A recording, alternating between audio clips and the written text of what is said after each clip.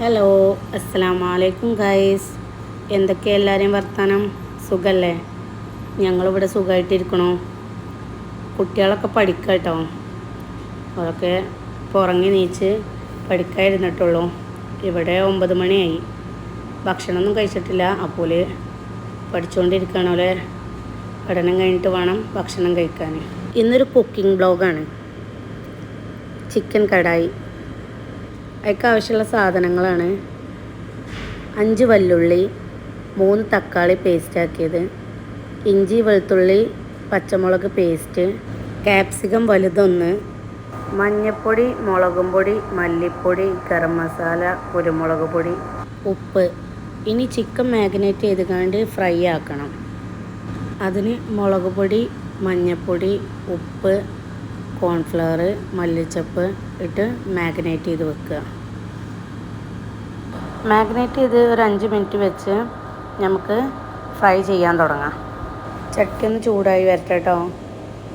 ചിക്കന് ഇട്ടുകൊണ്ട് ഫ്രൈ ആക്കി എടുക്കണം.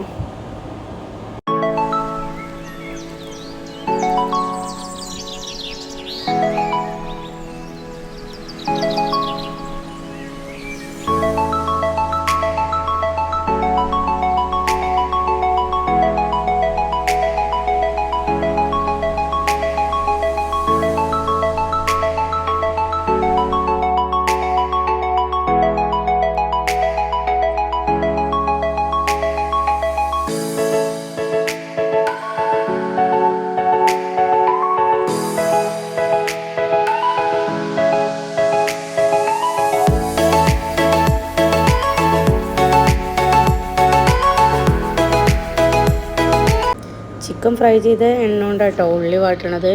അപ്പോൾ ഉള്ളി വാട്ടാൻ തുടങ്ങിയിട്ടുണ്ട്. ഉള്ളി ഒന്ന് ചെറുതായിട്ട് വഴണ്ടാൽ മതി കേട്ടോ, അല്ലാതെ ഗോൾഡൻ കളർ ആകുമൊന്നും വേണ്ട. അപ്പോൾ ചെറുതായിട്ട് ഇങ്ങനെ വഴണ്ടപ്പോൾ വെളുത്തുള്ളി ഇഞ്ചി പേസ്റ്റ് ഇട്ട് കൊടുത്തു.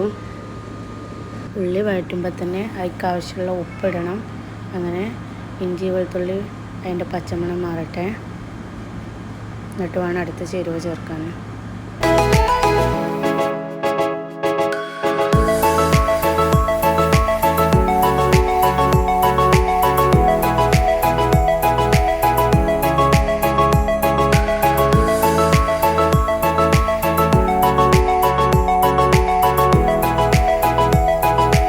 ഇനി തക്കാളി ജ്യൂസ് ഒഴിച്ച് ഒന്ന് തിളപ്പിച്ചെടുക്കണം.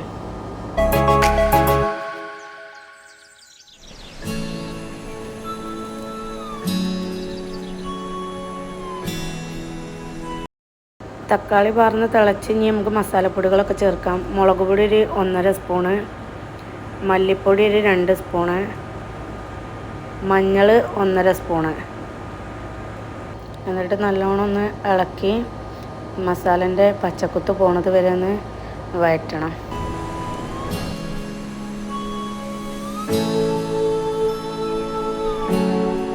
മസാലയ്ക്ക് ഏകദേശം വഴണ്ടി വന്നു. 1/2 സ്പൂൺ മുളക് പൊടിയുടെ കുറവും കൂടെ ഉണ്ട്.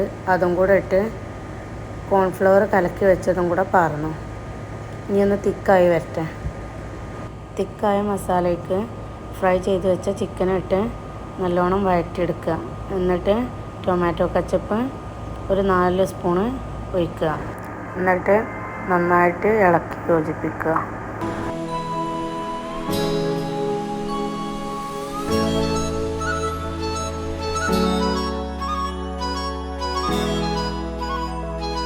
ക്യാപ്സിക്കം ക്യൂബായി കട്ട് ചെയ്തത് ഇട്ടുകൊണ്ട് നല്ലോണം ഇളക്കി യോജിപ്പിക്കുക.